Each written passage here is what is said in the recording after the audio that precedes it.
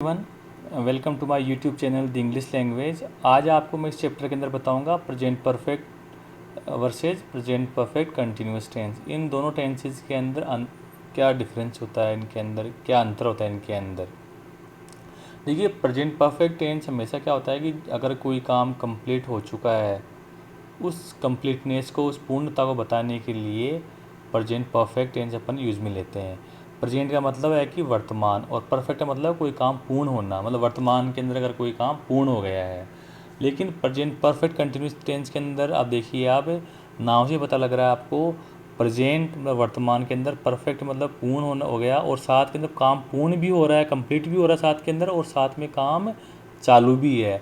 तो ये दोनों के अंदर मेजर डिफरेंस, मेजर इनके अंदर बड़ा एक अंतर होता है। ये देखिए, work has completed by the time you speak, मतलब काम जब तक आप बोलते हो उस समय सीमा तक अगर काम कोई कंप्लीट हो जाता है तो अपन उसको प्रेजेंट परफेक्ट के अंदर अपन लेते हैं उस काम को।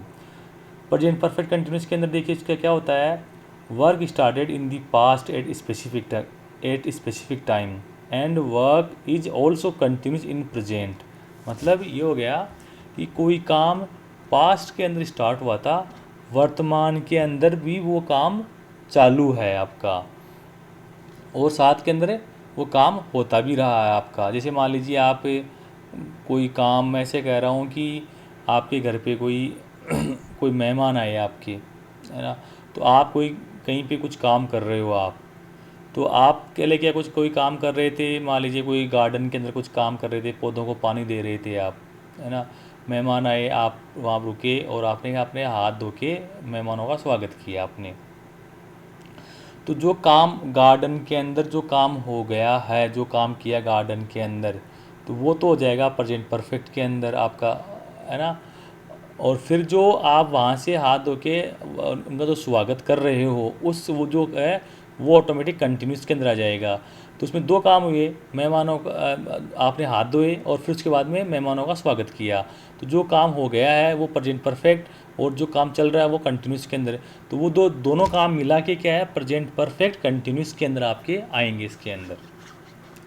तो इसका आप इनका कंपेरेटिव एनालिसिस, इनकी तुलना देख लीजिए। I have taken food at evening, मैंने खाना खा लिया है इवनिंग के अंदर।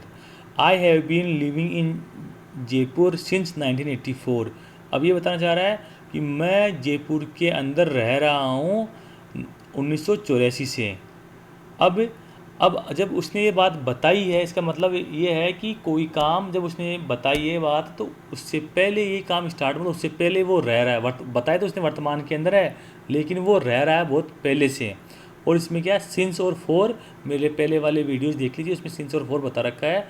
एक फिक्स टाइम के लिए आप क्या करते हो, आप भूतकाल के अंदर अगर आप एक स्पेसिफिक टाइम, एक फ़िक्स टाइम बताते हो, समय सीमा पता है भूतकाल के अंदर कि कोई काम कब से हो रहा है, उस समय सीमा को बताने के लिए, फिक्स समय सीमा को बताने के लिए सिंस आप यूज में लेते हो, और समय की मात्रा को बताने के लिए भूतकाल के अंदर कोई काम कब से स्टार्ट हुआ, 2 दिन पहले, 4 दिन पहले, तो वहाँ पे आप फोर का यूज में लेते हो आप। He has gone to Jaipur, वह जयपुर जा चुका है, काम कंप्लीट हो गया जाने का। लेकिन he has been coming from Japan, अब इसका मतलब ये हो गया कि वो जापान से आ रहा है। तो मतलब ऐसा नहीं है कि वो अभी जस्ट आ रहा है, मतलब वो कोई कई दिनों से कोई लंबी यात्रा कर रहा है, या कोई कई दिनों से वो पहले से उसने अपनी जो यात्रा है वो चालू कर दी उसने। स्टूडेंट, दूसरा एग्जांपल देखिए आप, our company has been producing glass, अब इसका मतलब ये हो गया कि हमारी जो कंपनी है वर्तमान में तो ग्लास बना ही रही है, लेकिन साथ में ये भाव आ रहा है कि आज से नहीं, कंपनी हमारी पहले से ग्लास बना रही है, यहाँ पे बीन का भाव आ गया। यू हैव स्टडीड इंग्लिश, मतलब आपने इंग्लिश पढ़ ली है,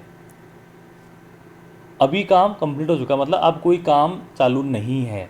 आप हो सकता है कि आपने अब इंग्लिश पढ़ के कहीं उठ के कहीं और दूसरा कोई काम कर रहे होंगे, वो अलग बात है, लेकिन इंग्लिश का काम आपका हो गया है।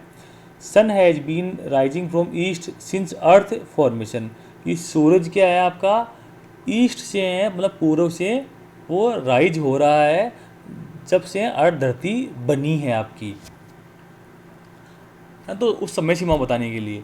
सी हैज़ वर्कड हार्ड, मतलब वो कठिन परिश्रम उसने किया है। Ram has been sleeping for 3 hours, अब राम क्या है, वर्तमान में सो ही रहा है, जो अभी प्रेजेंटली जो सो रहा है ना, उसमें क्या है, स्लीप के अंदर क्या हो गया, आईएनजी लग गया आपका। तो काम चालू है। और बीन क्या बता रहा है कि राम क्या पहले से सो रहा है, और जो उसने जो सो लिया, मान लो उसने 1 घंटा 3 घंटे से सो रहा है, तो जो 3 घंटे उसने जो सो लिया वो उसमें क्या परफेक्ट आ गया, तो उसमें हैज लग गया। तो क्या हो गया, Ram has been sleeping for 3 hours. तो ये क्या है, basically present perfect continuous tense है, वो काम हो गया है और कोई काम चालू है, उन दोनों का समावेश को अपन क्या करते हैं, प्रेजेंट परफेक्ट कंटिन्यूस टेंस के अंदर अपन यूज में लेते हैं।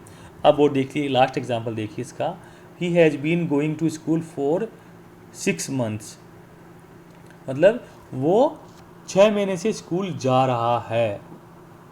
ही हैज़ गोन टू स्कूल, अब इसमें क्या है, इसको समय सीमा नहीं, इसमें इतना सा बता रखा है कि वो स्कूल जा चुका है। अब ये क्या है कि वो 6 महीने से स्कूल जा रहा है, मतलब भूतकाल से पहले से चल जा रहा है, मतलब वो। तो अगर आपको मेरा चैनल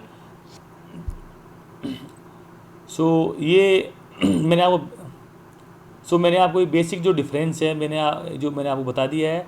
आपको मेरा चैनल पसंद आया, मेरा वीडियो पसंद आया, तो please like and subscribe my channel. Thank you.